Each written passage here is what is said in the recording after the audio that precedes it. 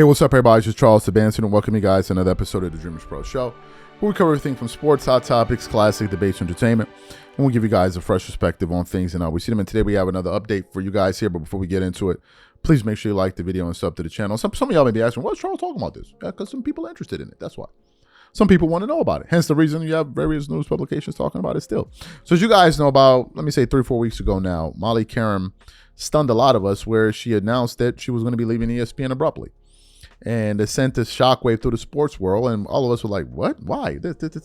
So news started to slowly trickle out. Various people reacted to it. But on that day, one of the people that reacted to it was none other than Stephen A. Smith himself. And he reacted to it by giving this very weird rant that had a lot of people thinking, wait a minute, are you talking about Molly here? Because he started to talk about value and understanding your market value and understanding leverage and all of this. And we're like, huh? And then we later on heard that, this had to do with money. And we're like, was he sneak dissing Molly here? For those of you who don't remember that rant that Stephen A. Smith went on, want to play for you now. I'm going to come back and continue on with the show. But in the end, she made her decision. And we have to move on as a show. I don't like it. I'm not happy about it because I appreciate her and what she has meant to me, what she has meant to the show, what she has meant to the network, what she's meant to the business. And I'm going to miss her. It's just that simple. But we all make decisions that we deem to be in our best interest for whatever reason. And that story is for her to tell. Do I have an idea? Of course I do. Am I going to share it with you? No. Because, again, that's her story to tell. But I do think it's important that I started off the show by just acknowledging my love and appreciation for her and what she's meant to me and what she's meant to the show. Because over the years, over the last decade or so, the things that we've accomplished, she was right there. And we can talk about me being the star of my daily television show. We could talk about the contributors that have been stars as well. We can even talk about me doing this show right now. You know, it's a hell of a lot easier to have a second job when the first job is made so easy because you're working with somebody that makes it easy for you. And that's what she did for me personally. And so because of that, I just wanted to wish her the best, let her know the love is always here from myself, from my personal assistant and my right hand, Sumatra, to my security, Juvie, and my sister Carmen, and so many people that have loved her and loved on her over the years. We've got nothing but love for her. Having said that, I want to move on to a broader subject in regards to this. And this part is not about Molly. This part is about this industry because I know there's a lot of people that look at sports and, you think you can do this every day. News for you. You can't wake up and be Mad Dog Russo. You can't wake up and be Adam Shine. You can't wake up and be Stephen A. It takes work. It's not just about what you know. It's about what you know about your audience and how to deliver a product to an audience that they're receptive to and they want to embrace and they want to magnetize themselves to moving forward. We're looking at an age with podcasting, folks with their own YouTube channel, everybody aspiring to be their own boss and make their own decisions. But in the end, we all have people to answer to.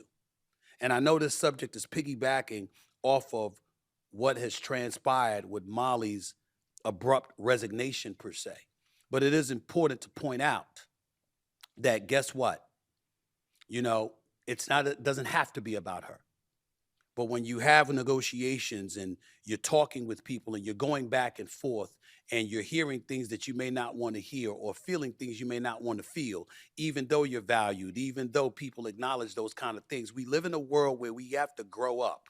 And again, I'm not talking about Molly here, but I'm watching and I've been watching over the last several years, people in this business fall by the wayside because we forget that all of us ultimately answer to people.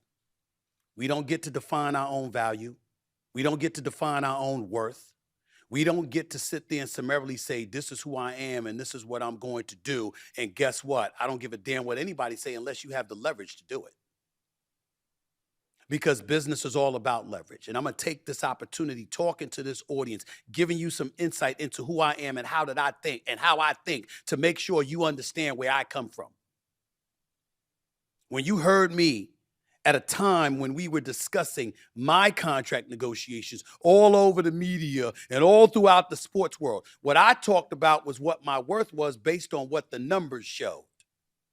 I talked about these are the ratings. This is the revenue. And I talked about, like I wrote in my book, Straight Shooter, a memoir of second chances and first takes, which was a New York Times bestseller, by the way. I said in the book, I wake up with two things every morning, two thoughts of mine, prevalent most in my mind. How do I make my bosses more money? How do I get some of it? I'm going to repeat that. How do I get my bosses more money? How do I get some of it? Why do I say that? Because every one of us answer to somebody. For those of you out there with a YouTube channel, guess what? YouTube can flag your stuff and limit what you can disseminate to the masses. Over the airways of SiriusXM Radio, I have a beautiful deal with this company. I am incredibly happy. It doesn't escape me that Scott Greenstein is my boss. I work at ESPN. I'm incredibly happy with how I have been treated. Dave Roberts is my boss. Burt Magnus is my boss. Mike McQuaid is my boss. Jimmy Pitaro is my boss. Bob Iger is my boss. This notion that everybody gets to do what they want to do, when they want to do it, how they want to do it, feeling whatever way they want to feel. When you got your hand out for other people's money, it doesn't work that way. And again, I'm not talking about Molly with all of this. Molly's a separate category. But the reason why I piggybacked off the topic of her to get into a more generalized discussion is because I'm seeing people in this business and beyond falling by the wayside and departing from places they don't need to depart from because their excellence at what they do is prevalent and relevant and flagrant. And they should be here. But it can all evaporate in a snap if you lose perspective. And you forget that everybody, and I mean everybody, answers to somebody. There's a beast that has to be fed. And along the way, sometimes it calls for you to make sacrifices you may not otherwise want to make. And what changed my life for the better, that made me a better professional, that made me a better man, was when I woke up and realized my primary objective in the world of business, in the capitalistic society that we live in, is to make somebody money and to be able to get some of it. Because nobody gets to take it all for themselves. Even the bosses have to surrender resources and assets to people that are under them to make sure everything flows efficiently and fluidly. That's the world we're living in.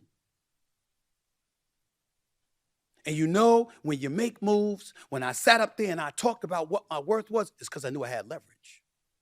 Because I had other opportunities. You don't say stuff like that when you don't.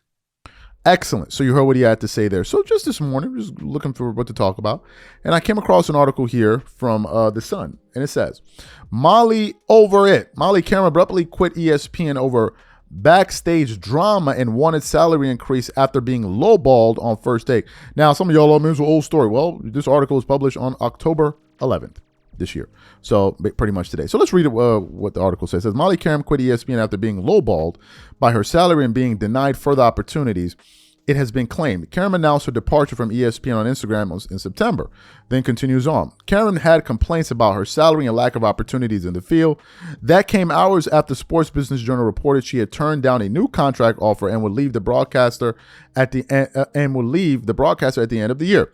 She had previously been a host to shows including Sports Nation and First Take. However, she is said to have been upset after leaving her $500,000 salary with less than which was less than fellow ESPN star Malika Andrews and Mina Kimes, despite hosting the network's #1 show.